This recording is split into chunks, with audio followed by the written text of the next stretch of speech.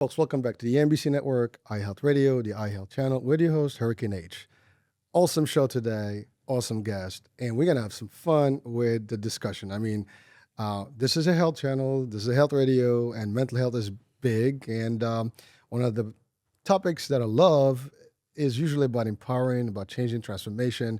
And we're going to take you on a journey of mind, body, spirit, enhancement.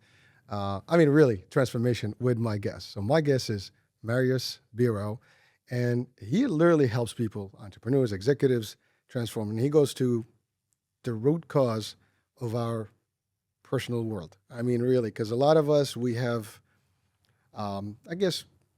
emotions, we have our own beliefs, but sometimes we're stuck there. And he's going to help us kind of unstuck, get out of that whole, mix that we have in our brains. So, Marius, welcome to the show, man. Thank you for having me, Hisham. It's a pleasure, dude. Good seeing you, my friend. Well, so we're gonna have some fun today. I can never do justice with a quick intro, but so let's do that. Let's get you in front of our audiences and tell us, tell the audiences like who you are, what is the work you do, because you and I, we met a couple of times. We had some fun discussions. Yeah, some good discussions. We got some deep stuff. We're gonna drive these people nuts today. So, we're gonna go into the matrix. Go ahead. First of all, thank you for having me. This is yet another manifestation of the fact that I want to help the world. And even the way we met at that event, and the first thing that we had in common was that powerful energy of discussing about, the soul and how the world works and belief systems and religion and faith and all of that and how it impacts the world. So just a couple of words about myself. I've always had a reverse engineering mindset. So from the first stage of my life, for example, I got my first computer, and all the other kids were trying to see what they could play on that computer, like what kind of games or, the utility of it. My first thought was to look inside it and understand how it works. How does this little box project this little image in the other box, and how you connect it with the keyboard and that. So I've always had this reverse engineering mind. And fortunately for me, I was put in the right circumstance as a family and society to connect very deeply with emotions, so to speak. So I kind of took this reverse engineering mindset and started applying it to energy and to mindset and to people. So all of a sudden, the computer became the person. How does this person think like? Why does he think like that? What makes him tick? What makes him happy? What makes him sad? Why? And later in life, I've had to apply these things on myself. So the whole basis of what I do is literally getting from the source of our being, from our soul, to whatever manifests around us. And there is a very specific mechanism, energetical, emotional, spiritual, that I'll try to explain and give value to everybody that's listening to us, so that everybody could stop reacting to the world around them that they create nonetheless themselves, be aware of their creation, and channel all of their energy into creating something that is actually purposeful, not only to survive in this world. So this is what we're gonna discuss about. Whew. Well, hold on. Let's pause there. Reverse engineering. I love that in terms of the culture, or at least the thought process. But we're reverse engineering humans now. Yes, with your work. So we're going deep dive and kind of changing the way the dynamics, literally the narrative of how we are. Exactly. And I kind of mentioned the idea of us. We all have beliefs. You mentioned emotions, beliefs, and stuff too. So how does a human function? Really, because everybody has their own core beliefs. They think they know something about themselves. Maybe we do, maybe we don't. We're stuck sometimes in who we are, and sometimes that helps us. Sometimes it doesn't. Sometimes it works against us, right? So how do we kind of really reverse engineer someone? Take them, kind of get in there, switch everything around, and push them back and get them a whole new, what do you call it? Like a makeover, I would say? A brain, a soul makeover? What is that? Makeover, maybe just get to the root, because we're constantly manifesting. Like constantly, every single second, whatever happens around us is 100% power of manifestation. And it's a very interesting question. So the reverse engineering that I apply is we start from the result, because nowadays everybody's struggling with something in their life. It could be the overall pattern and the overall manifestation of life and where they are and whatnot. So we take that. I've managed to observe a pattern that applies to everybody. So that's why I kind of reverse engineer it. So I look and start looking initially at the results that people have in their life, where they are, why, what's their day-by-day emotion, how they live their day-by-day. So just where you are literally. Now, all of that result, going back in the reverse engineer, it comes from a behavior, right? So the behavior is, so to speak, that silver lining between the soul and reality, because you have an energy as a soul, right? We're energetic beings. We have our own aura around us. We work through electricity, our nervous system. The brain generates electricity and just goes all over the body. So that's the behavior. And then the behavior comes based on emotion. This is going to be a very interesting topic, the emotion, because it's the main driver of everything that we do. And the secret sauce to all of this is basically the belief system. What you believe to be true about yourself or the world will generate the emotion in order for you to survive slash or thrive. That emotion will generate the behavior, and the behavior will give you the result. Now, the thing is, we have to kind of understand somewhat the mechanism or what we're composed out of. So we have this physical part and we have this emotional part. And this emotional part is what we call the subconscious mind, the unconscious mind, and then the physical part is literally the brain, the conscious mind. Now, what we do in terms of mismatching it a little bit is the fact that we use our conscious mind to kind of create reality, which is the opposite. Our conscious mind is literally meant to experience the present moment. Just as you have, let's say, the tongue, which is experiencing taste when you eat food, just like you have your ears, which is experiencing sounds when there's something happening around you, your eyes, right, your skin. Everything is meant to be experienced at the present moment. But the problem is we use our mind, our conscious mind, to kind of either be in the future, so in a creative state, or dwell in the past. And this is where you have either anxiety, because you cannot control the future no matter what, or we dwell in the past. And that's why you usually have depression, because you kind of stay stuck in that event that happened to you, trying to anticipate another event so that you're kind of ready for it. So in simple words, the reverse engineering is like this. We understand our biology and energy, and then we apply it with the structure that I told you to see how we can change that belief system that has a negative emotion, negative behavior, and negative result, to kind of automatically change it, because everything is automatic, right? So if you have a negative belief, the result will, through this mechanism, be negative. So we change the belief system so that it's positive, and then again, it goes to positive emotion, positive behavior, and positive result. And all of it, in at least in 95 proportion, is automatic. This is the secret. So hold on. So there's a lot of stuff you said there. we got to break this down. First of all, I mean, you talked about us being beings of energy. There's the part that is the soul. Talk about the subconscious versus the conscious, right? Yes. And 90% of it is really happening in the back room. I mean, there's something Exactly. going on in there.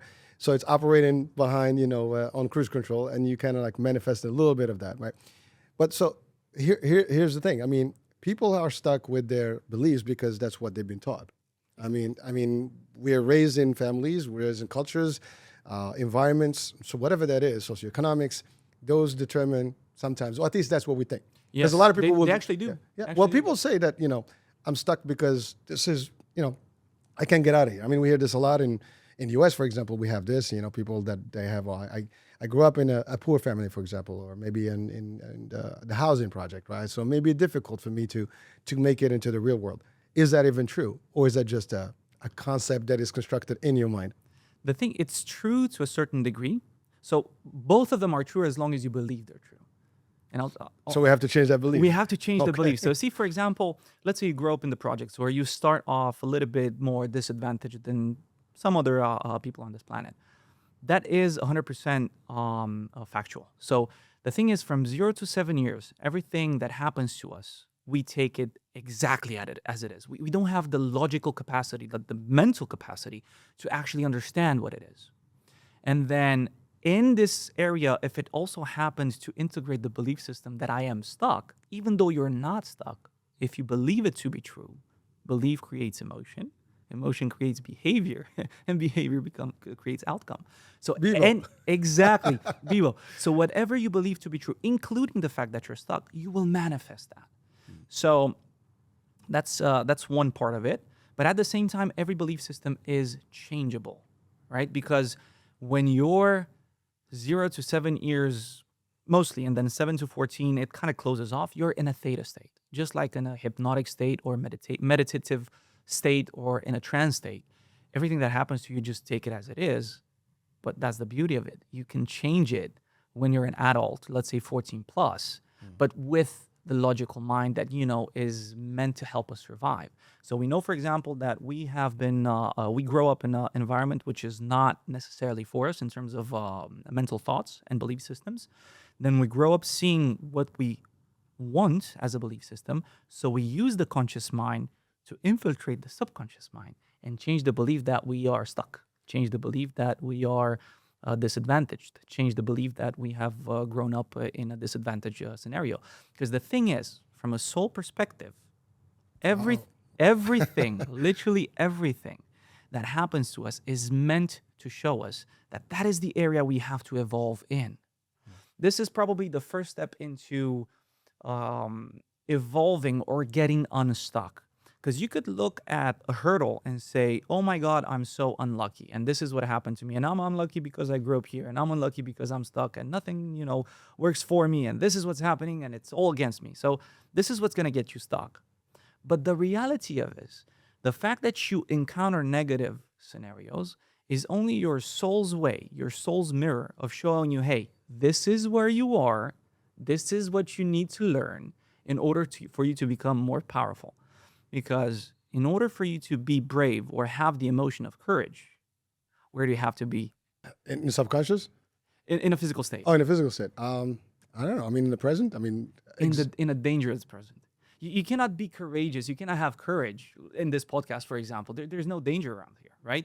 So I don't know. I'm just kidding. No, I you're feel saying- safe. I feel safe as well. So, but the thing is, you will only learn courage if you're put in a scenario or in a circumstance in your life that requires it, in danger, for example. So if you lack courage, your soul will put you in that environment so that you learn how to become courageous and how to overcome that circumstance. And it goes for each and every emotion that we live. If you want to learn love, for example, you'll be choosing and be born in a family that might not show you love. Maybe it's going to show you abandonment. So the whole purpose of all of these is to show you, hey, this is what I'm lacking inside. For example, abundance, for example, love or courage. And then you'll manifest circumstances that will show you that you lack that in order for you to build it. Well, so Marius, so I hear you, and there's a lot of stuff there. I mean, it's a very deep stuff we're talking about here. But for the average person, I mean, you talked about early age. You get your environment, whatever that is. And by the way, I want to clarify something. The example I gave is just a generic example because it doesn't matter. Some people, immigrate from one country to the other because for better opportunities. That doesn't mean that they had no opportunities. That just means maybe they're looking for something different. Exactly. It could be culture. It could be just a way of, I guess, rebelling, against your family. Could be just a dream come true. Like in my case, for example, my dream was to work at Disney, and that was the thing. So I was a kid. Disney is my place, and I did actually go there, manifested that, right? But so it's those things, right?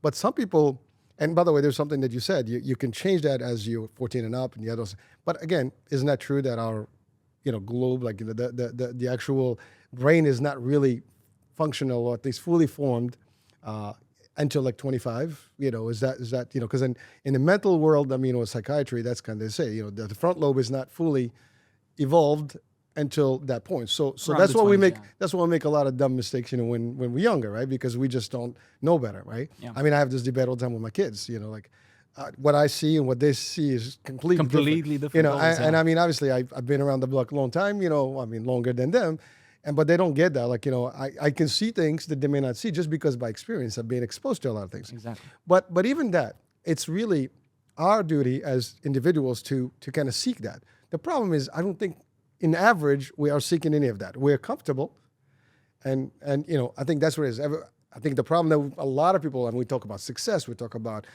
getting better, getting financial, whatever, bliss, whatever. But what are we doing about it? Are we taking the necessary steps? You're right. I mean, everything is conditioned to how you behave and how you kind of put it together. You talked about the soul. Now, it's funny. The Greeks? They used to, I think, in the mythology, they kind of refer to it as the ghost in the machine. This is the avatar. Now we can go to the Matrix. Because we do believe, and you and I, we had this discussion about the Matrix and the simulation. This word is just nothing more than such. I mean, regardless of religious beliefs and stuff, we can get deep into that. we are a form of energy. In the quantum realm, we are all kind of the same. I mean, we're nothing different from a star when it comes to the Exactly. quarks and the energies that are being produced. I mean, we're just stardust, as some people would say. And maybe Neil can say that. But the idea is we need to get people to get off their comfort zone, because I think that's where the problem is. Most of us are like, I can't, or we have this. Maybe we've heard that story before. Oh, like, well, dude, I had this being told to me many times back in the days, and many times, oh, you think you're gonna do this? What makes you special? Yeah, yeah. You think this is gonna happen? No, it's not gonna work. Most people will tell you no by default. Yes. You tell them any story, like right now, like watching now. You tell them like, hey, we're gonna be billionaires. Oh, no, it's not gonna happen. Because it's not congruent with their belief system. So there's so many points, very interesting points that you touched earlier. And let me start with the one that resonated with me most in terms of how it works as a mechanism. So see, you said that we have limitation, or we believe we're not possible, or some people are stuck. The thing is, there's no such thing as procrastination, for example. And there's no such thing as laziness. All of these things are just protection mechanisms from what we could live if we fail. And it all comes down to the same structure that I told you about. So we live from 0 to 7 years, and we kind of learn these belief systems, right? It could be a range of belief systems that generate a very large range of emotions. Now, this will manifest in our life based on our social economic position, right? You had people that come from different countries to some other countries to, I don't know, maybe find a better life, or maybe because they didn't resonated with their original country. The thing is that every single decision that you take based on this emotional mechanism. It just manifests differently for some people or other. Right? So for example, that's why I'm telling so many people, do not ever seek advice for somebody that does not have what you actually want. And the reason for that is because as long as you're not connected to your inner self and you're not detached in general as a person, you will always give advices based on your own potential possibility and your own filter. That's why so many people, when you say, hey, I'm going to become a billionaire, for them, they're in their mind and their belief system, they're so stuck, right? There's such a limited possibility that they think this is actually the world around them. And when they do see a billionaire, that's only, again, the manifestation of the soul showing that, hey, you see a billionaire, instead of being inspired and learning something from it, you kind of go against it because you cannot achieve it. So it's just a manifestation of their incapacity. Well, so Marius, but that's the thing. I think everyone is capable to achieve Exactly. anything that they want. I think completely agree. this is a belief I've always had personally, is that no matter what I put my mind in, if I want it bad, I'll do it. I mean, this radio, this network that I created 7 years ago was just an idea, and it was a challenge. Someone challenged me, and they said, "Oh, you can't be on the radio." Literally, they told me. I mean, I've been on TV when I was a kid, but even in movies. But the problem is, someone did not see that I was able to do it, because they just doubted the ability. And for me, I was like, well, not only I want to make a difference, and I believe in that there's a need, but I want to prove this person wrong. And so it was just a challenge, and I took it upon me, and I made it happen. But it's regardless of that, right? I mean, forget the billionaire example. I mean, that may be an extreme one. But even like, some people want to start something small, a small business, going to school, getting the next degree.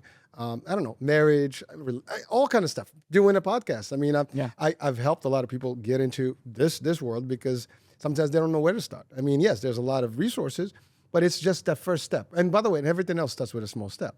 Everything right? is. I mean, so for those people that believe that we actually went to the moon, we can talk about that. If you don't, that's a different story. We could have a different show about that.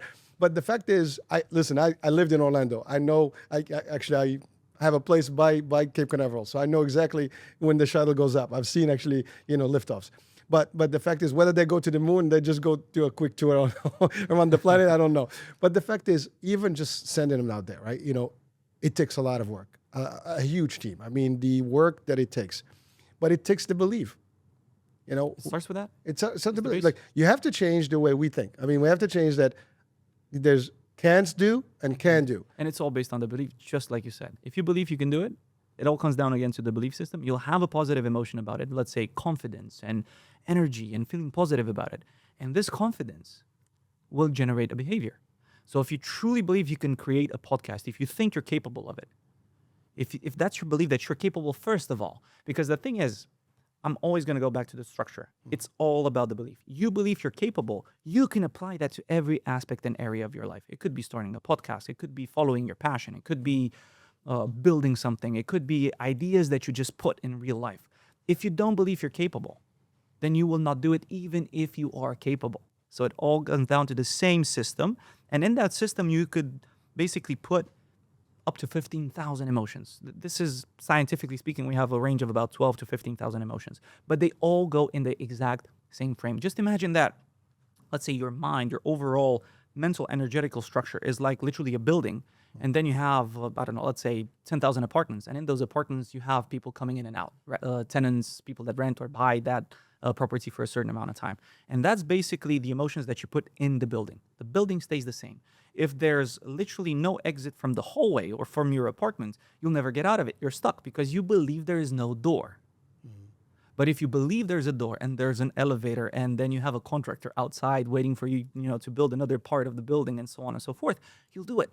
So it all comes down to the belief. If you believe you're capable, no matter what kind of thing you put inside there, just like you said, step by step, with a positive emotion generated by the belief system, you will be able to achieve it. Well, so thank you for that. I mean, I think that's a big advice for our audiences. But here's the thing, like again, going back to the idea that you're constantly influenced, at all, in all levels, right? Yes. And the influence could be like, we hear some positive, we hear some negative. Usually we tend to go more than negative than positive. I don't know how and why, but it's almost a fact. And Yes. the problem is like, if someone is being bombarded with the idea like, well, you can't do it, or it's too hard. It's that because it's almost like we're a dish, right? We absorb in whatever the information is. And so that's kind of like, you get that wrong frequency and you're stuck in that frequency. You just got to move yourself away from that frequency into a better one. But that transition is the hard part. I think that's where you come in, Yeah. as someone, a specialist who helps people heal Exactly. from this problem. This is actually quite interesting because, see, even the fact that you are stuck, for example, in an environment that is bombarding you with negative information or a negative outcome, it's still just a mirror. It's literally still just a mirror. So if you feel stuck, right, like I was saying in terms of manifestation, if you have this energy, if you have this vibration inside you, and anything that you have inside of your subconscious mind, in your soul, so to speak, in your energetical being, you'll have the reality, the matrix, so to speak, is literally only a mirror. So the key to getting unstuck is to asking yourself, this is the first step without judgment.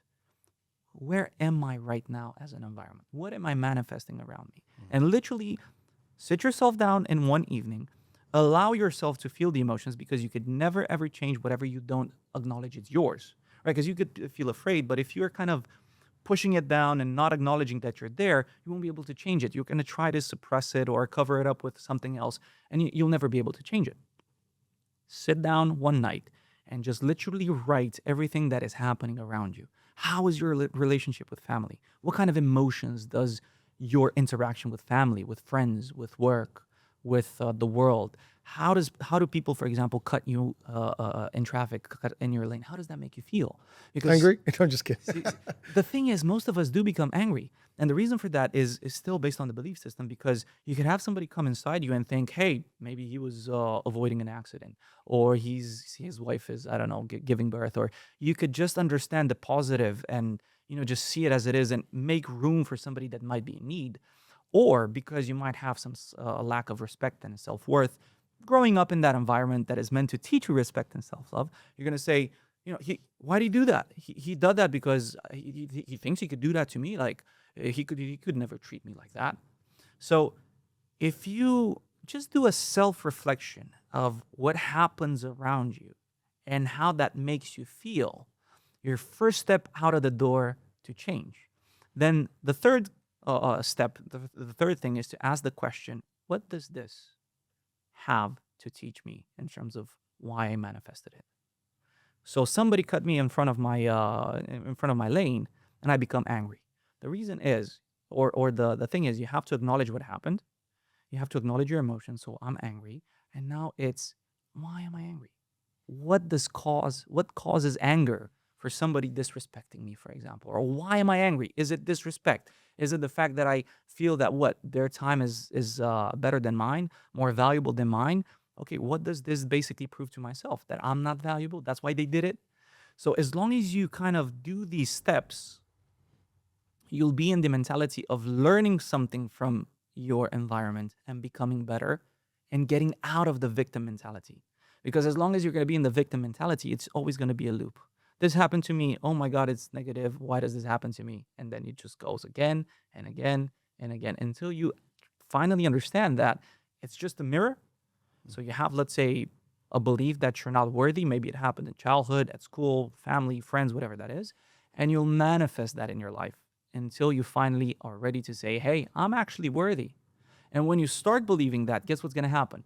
The circle changes around. All of a sudden, you manifest people, scenarios. All of a sudden, nobody's going to come in your lane. They're going to give you their lane or say, hey, you're going to signal and you could easily go. They're going to give you the priority. Well, so, but now someone can say that's a lot of work. I mean, you have to really know what's wrong and kind of face the music in a way and be able to, to just face it head on, because I think that's the problem. We're so stuck in who we are as a person. Yes. And so we're just there. We need to get people to move from that status to the status where we're always questioning things and maybe discovering ourselves. And I think that's where the challenge is. I think for audiences watching and listening right now, Yes. the concept is, you have to ask the question, who am I? What am I doing? Why things are not working out? If you start asking the questions, I think the whys, you start finally getting all those bulbs going up and you're like, okay, maybe this is, I think the problem, some people may not have those discussions with themselves. And I think the more we start having some discussions, as to like the whys and, how things are not, why am I not, showing any results? Yes. Why am I I'm stuck? I mean, we see this in the gym. Like you can go to the gym all you want and you're not seeing results. Like what's going on?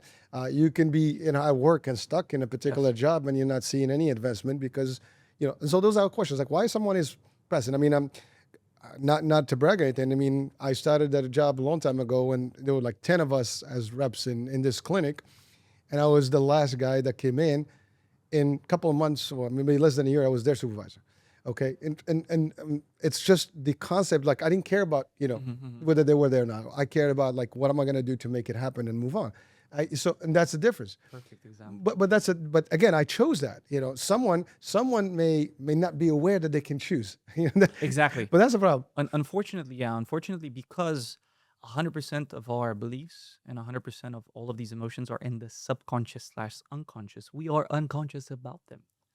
So the first, or maybe some of the first steps that you can do is literally understand that as long as you have a result in your life, like you said, you're stuck, there has to be a reason for that.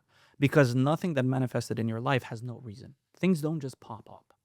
You're thirsty, you drink water, you're not thirsty because you drank the water. So if you're in a certain position... Cause and effect. Exactly. It's 100% cause and effect. Of course, the cause is the subconscious belief system that generates, like I said, emotion, behavior, result. And that's why we reverse engineer. So first and most important is acknowledge there's something happening to you. All right? Whatever that is. You're stuck? Okay, there has to be something that I'm doing that proves that got me to this result that I'm stuck. So just like you said, facing the music is the first thing. Because otherwise, see...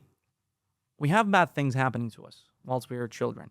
And then we kind of develop this survival mechanism. Like I said, procrastination. And I'll give you an example on this because a lot of people are battling with this. Either they think, or people look at them and say, hey, you're super lazy. You're not doing anything. Or why do you procrastinate? Or you're always laying around and stuff like that. Again, that is not the truth at all. This procrastination might be, for example, a survival mechanism in what way?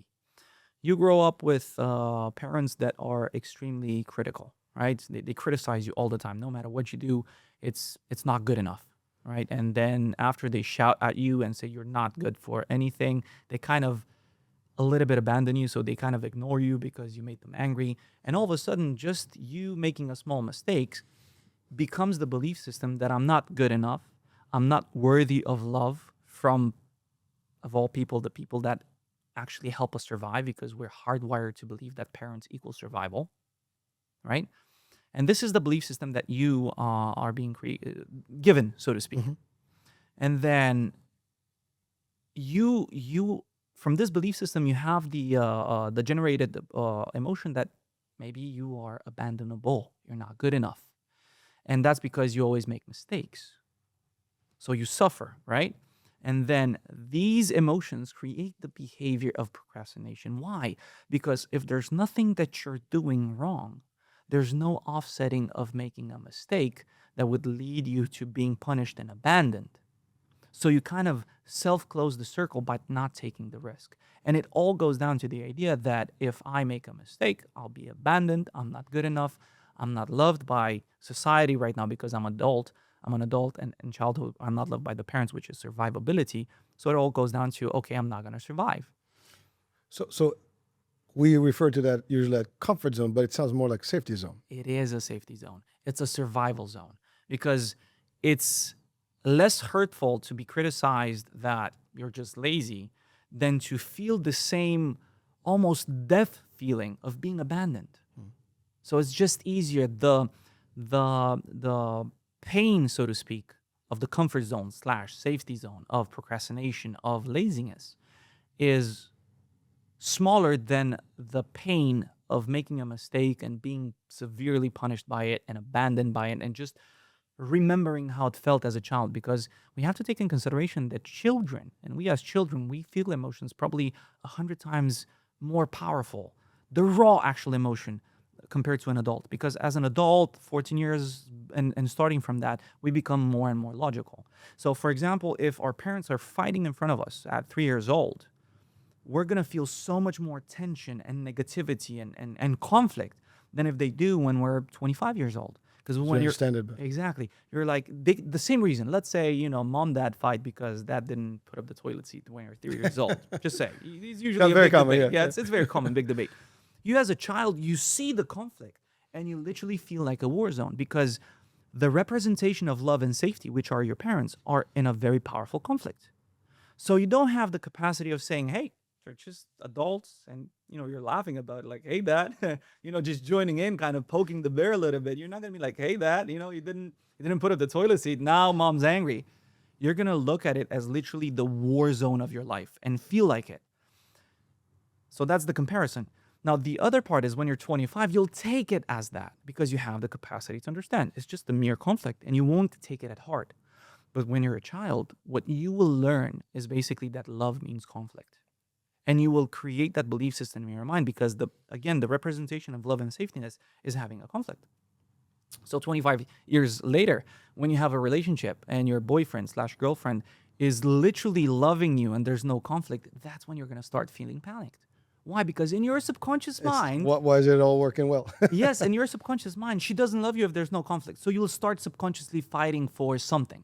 You'll be the mom. Yes, you'll be the mom that starts to pick on the smallest thing because otherwise you don't feel loved. Because you're not relating to it. So see, this is probably a very good example of how we take decisions and interact with people and how we interact with the world and why we have results. Because this adult that will find subconsciously conflicts in order to feel loved will generate exactly the opposite conflict, and they're going to be alone probably most of their lives because nobody will stand for, I'm good, we're loving each other, and every time that's good, you kind of find a conflict all the time and we get in an argument. So in order to perpetuate that, like I was saying, that whole circle again, the fighting itself, which is meant to make you feel loved, will perpetuate the idea that love means fighting. So unless you change the belief system that love means fighting, you'll end up fighting for love. Love goes away. You find another love, and you're in a circle. Yeah. But when you change that, you'll do subconsciously and automatically the same things, but you will enjoy the love. When everything's good, if you change the belief system in a theta state, then all of a sudden when it's good, that's when you find the peace. So we literally have to do a subconscious cleanse. Exactly. Amazing. Well, so people refer to like mindset, right? We talk about mindset all the time. A lot of stuff I'm hearing right now, we sometimes refer to it like, if you change your mindset, you can actually change your behavior. Yes. Is that what it is, or it's deeper than just, because mindset maybe is just an attribute to the actual. No, you could call it a mindset. You could call it a mindset. So it is. Yeah. Okay. Let's call it mindset / subconscious belief. right? Because it's very similar in terms of structure and how it works. That generates emotion, that generates behavior, and generates results. Now, this is a small thing that I want everybody to take in consideration. Most of us, and we tried for all of our lives, we try to change the last two. It's either the result or maybe a little bit the behavior. That's why you have New Year, New Me for about the first 2 weeks of the year. And stop going to the gym. Exactly. Because let's say, for example, and I'll give you some very deep research that has been done. And I've seen research, for example, anthropologists went to a rehabilitation center, right? Or not rehabilitation, obesity center. How do you call that? Like addiction centers, something like that. Like yeah. a rehab? Rehab, all right, yeah. rehab. But it was for obesity, right? Weight management, weight loss, whatever. Weight loss management facility, right? Yeah. So the anthropologists try to see like what's the correlation? Why do people get to the extent where they have 400 pounds, 500 pounds, 600 pounds? Like what does it take to get there? And he was finding basically no common denominator. Then he spoke with his psychologist friend, and he said, add the question, have you been abused in childhood? All of a sudden, probably 80% plus, 87% of all of the people that took the surveys. Or bullied. Bullied, Yeah. sexually Abused. abused, physically abused, emotionally abused. So all of a sudden, you had like 80, 90% of people having this common denominator. So in their subconscious mind, how did that look like? They saw that if you are not attractive as a person, for example, then people leave you alone. They don't sexually abuse you anymore if you're not attractive. They don't look at you because there's no challenge into bullying you, right? So the belief system is, if I'm ugly, if I'm overweight, if I'm not attractive, I will be safe. Belief system creates emotion, behavior, right? So safety, belief system, I'm ugly, I'm safe. So it's a defense mechanism right there. Exactly. And that's why so many people go back to rehab. Like you have, even when it comes to prison, when it comes to drug abuse, when it comes to all sorts of addictions, you have a relapse. Like what, 60, 70%, 80%? Because we go to rehab centers, we go to prison, we go to whatever that is, and we try to change either the result itself or the behavior, but not the reason of why we have that. And even for prisons, for example, 90% of prisoners have been literally abused in some very scary ways. And they saw as a child that the only power that they have or that the world has is when they are super aggressive. So in order to protect themselves, they will be aggressive or they will be dominant or they will try to kind of impose themselves in some kind of way to the world, which is a fairly dangerous world. So even this comes back to the same mechanism. That's why I said, if you kind of understand why you behave how you behave, what's the true belief system behind it, you will be able to change the world, literally, like in a very literal way. You will be able to help prisoners not be violent. You will be able to help addicts get rid of drugs and alcohol, because all of those, everything that has to do, for example, with addiction is literally just a self-soothing mechanism.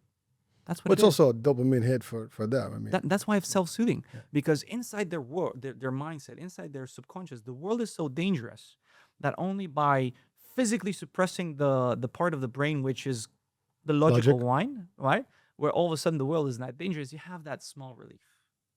So this is all that is. If people find their core belief that creates suffering, they will only need to get rid of that, and automatically the addiction disappears because there's no need for that dopamine hit. And I have so many people that I work with that quit smoking or alcohol or drugs just because they were doing it to kind of relieve some internal pressure that they had in terms of negative belief systems and emotions. well, so Marcus, but here's a challenge, right? A lot of people are afraid to even open that kind of worms because they either don't want to know that they can be different, Yes. or maybe they don't think that they're gonna like what they're gonna see, like they're new themselves. I mean, because that's the other thing, because you're gonna be a whole different person. Yeah. Maybe that's not what you're kind of looking forward to, right? Yes. And the other part is maybe they just are timid to share their personal life, because a lot of people, for example, Yes. will not search and risk going to a psychiatrist or therapist or a holistic healer such as yourself, because they just don't want to be like vulnerable and They are expose vulnerable. themselves. That's exactly what it Because is. once if I'm telling you my story, you'd be like, I have to be comfortable to do that. Most of us are kind of like, in a cage here. Like Yes. this is the facade. We show a different face. Listen, even me. I mean, I have my own dark sides. Right? Like I always say, I have two personalities. I mean, there's my kids even sense like we like this person. I mean, there's the other. Like Yes. I'm a bipolar case. I have two personalities, and they pop up sometimes, right? I mean, recently I was at a beach and I was sitting with the kids, and this guy they threw a ball at us, and I said, okay, next time I'll give it to the Cubs. He was reactive. I got reactive too. And what he didn't know is that when I was a kid, we were at the same spot with my parents, and someone hit my mom, real So it hard. triggered So for something. me, that was automatic reaction. Now, triggered, he would not understand that. And, it took me almost a half hour to realize that that was what happened. But that's amazing. But actually, I stood up. He was like threatening. I'm like, okay, you know what? I'm just going to just back off. Now, I can get angry easily, but Yeah. I've been disciplined enough to control a little bit myself. I'm not going to get into a fight. I mean, that's dangerous. If I get into that world, that's a whole world of mine, and I can handle that. But I'd rather do it by the book and stuff like that. But someone like that, if it's talking about anger on the road, that's the thing. Like, you have to find excuses for other people, but sometimes, there's triggers that are like, 100%. this thing, literally, it's 40 plus years old in my mind. It, And will- it and was, it will be for the rest of your life as long as you don't address it. but that's the thing. It happened. I didn't, and by the way, I was kind of anticipating that, to talk about manifestation. Literally, I saw them getting closer and closer, and I'm like, it's going to happen. It's going to happen. And just when I closed my eyes, it happened. It happened. And I'm like, shit. So that's exactly the perfect example that I was that we could use for what I was saying as a mirror. Like if you have this triggering thing that people come to your private personal space, right? For example, it happened with your mother, and you have an association of being dangerous or being whatever it is. You have your own personal association of what that event created as a belief system.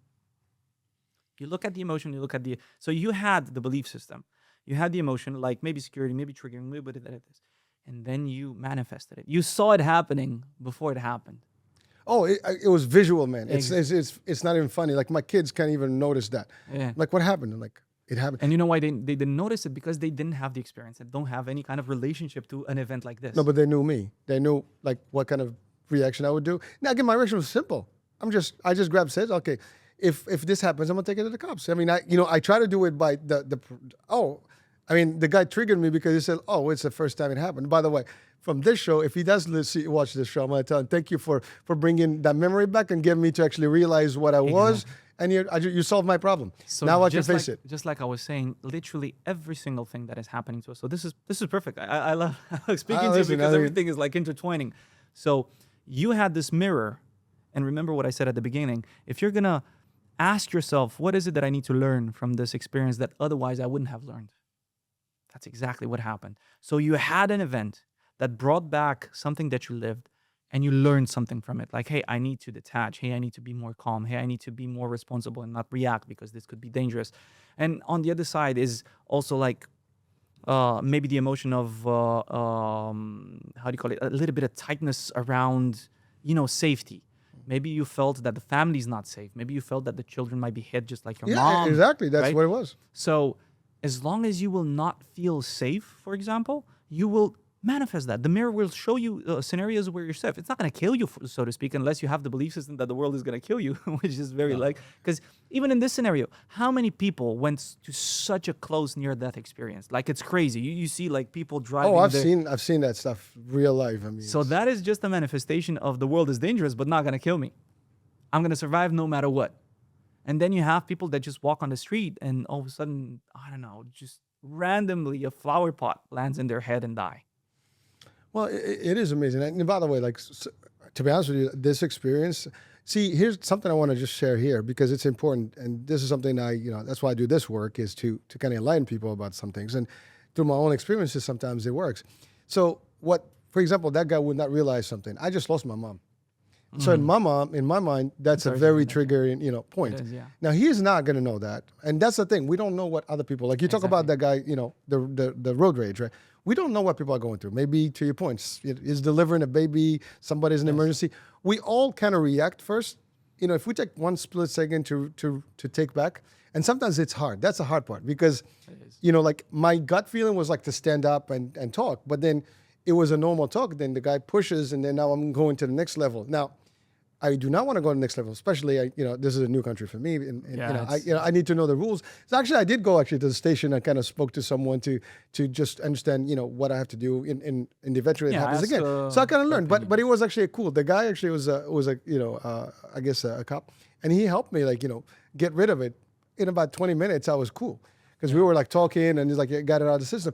But I sat down with myself. And that's the other thing. Like, so I think we all have reactions, but do we reflect on them?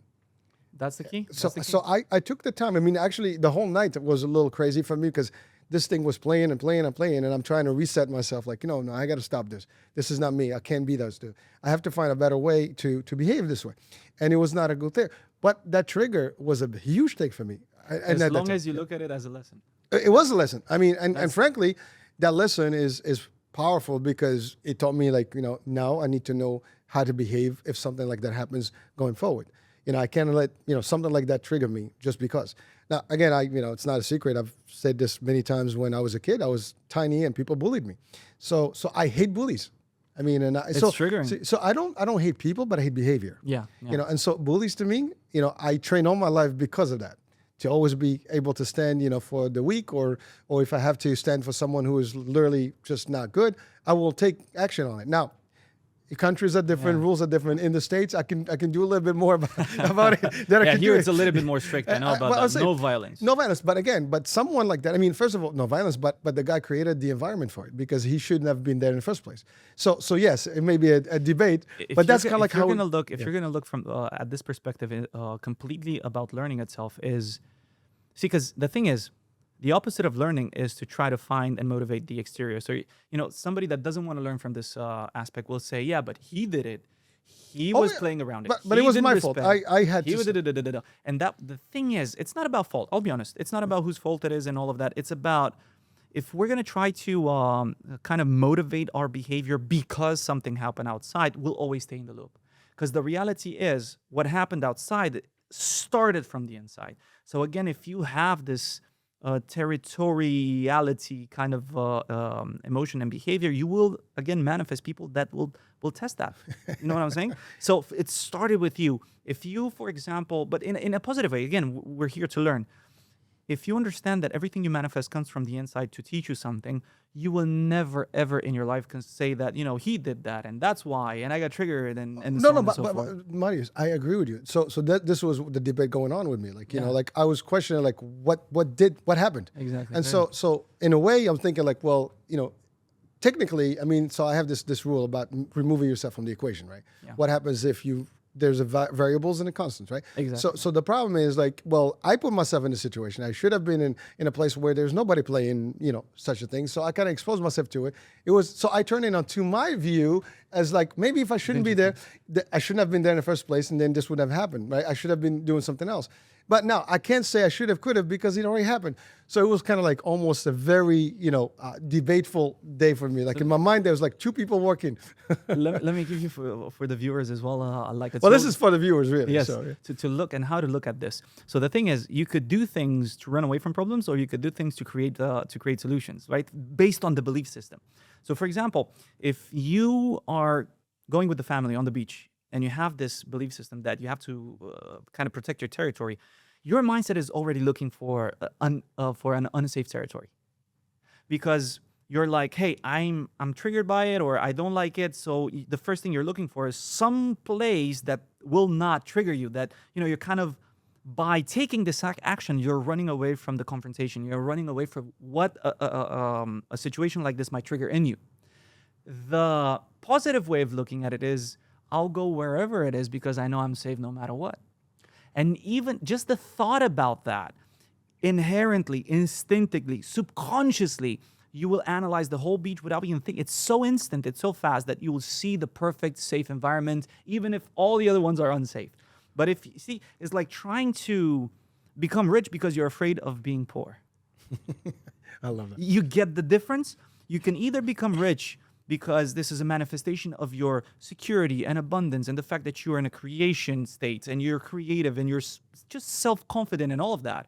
Or you could be so scared about the world and how dangerous it is if you don't have money or anything like that, and just go against the tide and, just step on bodies and do whatever you think and lose sleep and lose health in order to achieve what you think might be safe. But the thing is, that's why so many rich people end up, unfortunately, either maybe with suicide or maybe with a bigger depression. They go to drugs, and all of a sudden drugs are not enough. So they go to drugs and alcohol, and all of a sudden it's not enough. So the drugs, alcohol, prostitutes, and it's not enough. And at the end, because the more you try to fill up that black hole inside you, the more you literally just confirm that the black hole is there. And because you're putting from the outside in the black hole, what happens with a black hole? It becomes bigger. So you get deeper and deeper. Exactly, because a black hole you can never just sucked fill in, it up. just Exactly. like a real black hole. So this is something for the viewers as well as another step. It's look at why. What is the reasoning behind your decisions? Are you doing things because you're afraid of not doing them, or are you doing them because you're passionate about that? Because it feels good, it feels safe. And that's a good, the answer is, I'm kind of running away from something, then you start the process. What is the result? What is the behavior that led to this? What is the emotion that I'm feeling? So is it fear? The reason why I'm just working so much to become rich? Okay, so why am I afraid of? Is the belief system that maybe the world is dangerous. So is the world actually dangerous? Like, can I just be killed on the street just like that? No. Well, Samaris, thank you for that. And it's interesting because there's two things. One, you're right. I mean, if you look at the bad stuff, you're only going to see bad stuff.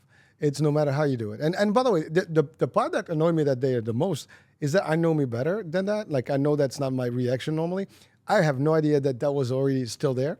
So that trigger was like something I completely, did not even think about until it happened. Yeah, because it's in the subconscious. It was way deep. I mean, and I didn't even think about it until I started thinking like, why did I do this? Then the image came back to me, like literally when I was a kid. Beautiful. I remember that ball coming straight to my mom, hit her, she was crying, and that was like just the image I had in my mind. So my reaction was like just automatic trigger. Prepare for the same emotion, basically. Exactly. And so and just imagine that literally every single emotion that you live, every single decision somewhere in there is based on this example. There's something that happened to us in our childhood that created the belief system. And based on that, because again, we're 92, 95, 97%, you have different sources saying different levels, but above 92% of everything that you live, everything that you feel, all of your decisions, all of your actions, everything that happens, the way you interact with things that happen to you in real life are in your subconscious mind.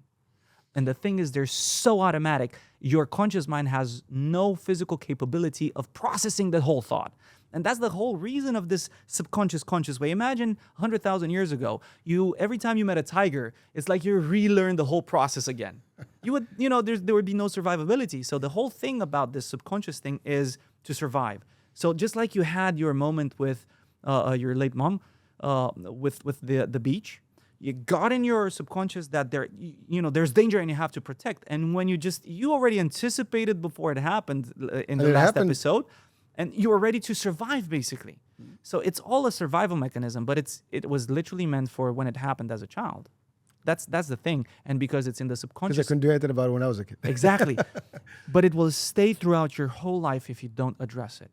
And because the second part of my work is also on the physical, on the body part, on the, so to speak, like the car. Well, let's talk about that because we're coming to the end of the show. Yeah. So let's get into that.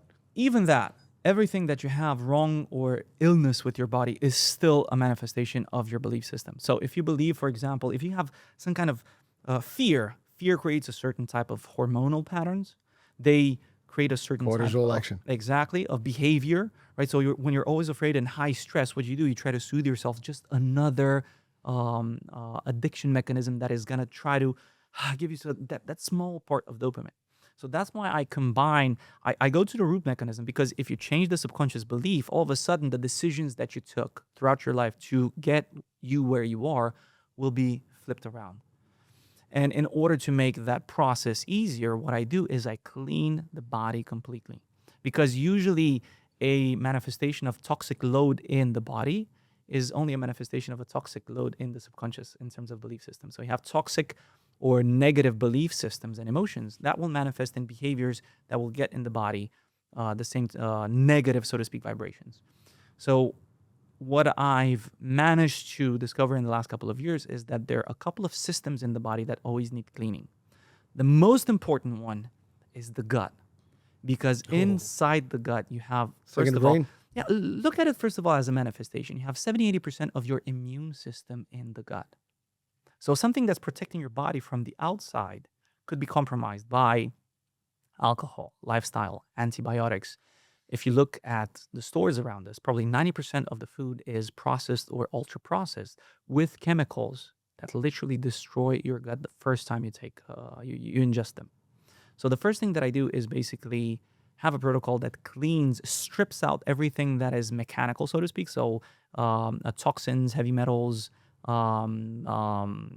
bacteria from the gut, and then we repopulate that. And also do the gut lining, because you have so many things related to autoimmune disease, which is, again, if you don't love yourself enough, if you criticize yourself enough, what do you think your body's going to do? If you attack yourself in terms of emotion and how you think about yourself, what do you think your body is going to do? Just gonna It's going to attack yourself as well. So start. see, autoimmune disease is just a manifestation of the belief system that you're not good enough and you're criticizing and attacking yourself, for example. People that deal with a lot of fear in general, they have a lot of kidney problems or stomach problems. Just imagine when you, for example, look at a scary movie. When is that? You get that gut that nut gut thing, Yeah. right? And then you have the cortisol and inflammation and all of that. So we clean the gut, first of all. We repopulate it because that's where we have precursors of dopamine, serotonin, and endorphin. If your gut is destroyed, Everything else is. you cannot be happy or motivated because you don't have the hormonal capacity to feel the emotions. Then the second part that we address is the heavy metals, because everything that you eat almost has heavy metals, lead. I mean, they use Water.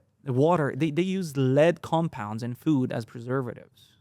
And then you have tuna with mercury, and then you have the pollution air, and then you have, I don't know, paints around the house which are full of heavy metals. And everywhere, anything that you eat, breathe, even see or touch the air is polluted with that. And they could have a 20 to 30 years stay in the body, and they're really bad.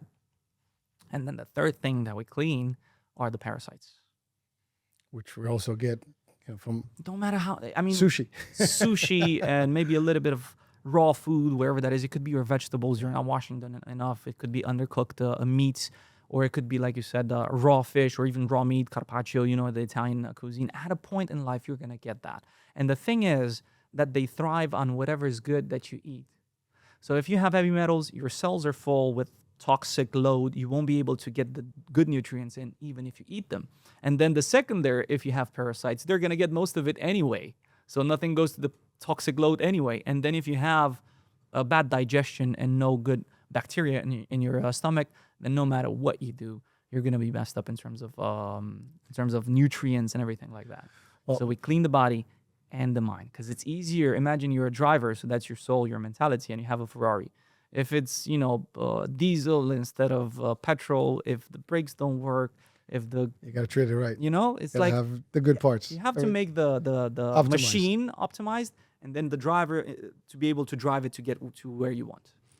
Love it. The avatar and the soul. Exactly. Working in tandem. Exactly. All right, nice. Exactly. Well, listen, I mean, we're coming to the end of the show, and it's fascinating. I mean, we can do another, a couple hours on this. Easy. We have to do like a series here. But I want to, thank you for the opportunity to share your expertise and insights with us and our audiences. But also, so how can people work with you? I mean, how can they reach out to you? And how does your program work? Well, I'm very present on social media. That's where you can contact with me. It's Biro Health. That's BIRO Health.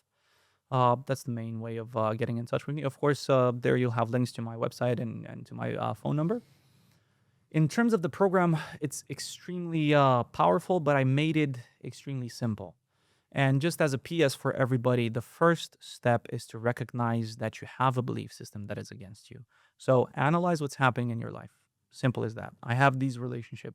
I have this abundance or not. I have this, and this. What am I meant to learn from this? If there's no abundance, I'm meant to learn how to be abundant. If people betray me, I have to learn how to love myself, first of all, because everything is just a reflection from the inside. And then the fastest way to change that is through hypnosis slash guided meditation. Because if you work with the conscious mind, like I said, it's only 5% on average. So it's like having 5 soldiers battle against 95 soldiers. You're destined to lose all the time. Spartans. Exactly. So go to the subconscious through this method of being in theta, but you have to also find somebody that knows what they do. And then if you change that, I promise you that things will be the opposite without even thinking about it. It's like you're swimming against the river, against the tide, because that's what you're taught that, yeah, right? And then somebody comes and says, just, yo, turn around a little bit. And you turn around and you don't have to swim, and all of a sudden Glued. you just go without effort. So that's how you change the mind. In terms of the physical health, the most important thing is to clean the body. And you have to be careful because there's so many marketing schemes right now. Like I see supplements and I see things that they say something. They would do, let's say, heavy metal detox, and they literally have no chelators. It's just marketing. So clean the mind, clean the body, and then you're going to be completely healthy and happy. All right. Well, so Marius, thank you so much for like really Thank you for the a invitation. powerful hour here. Thank you so much, and for the insights, for everything. And folks, this is the end of the show. I hope you've had a great time with us. And I'm Hurricane H. We'll be talking soon. New day, new show, and topic, new guest. Bye for now.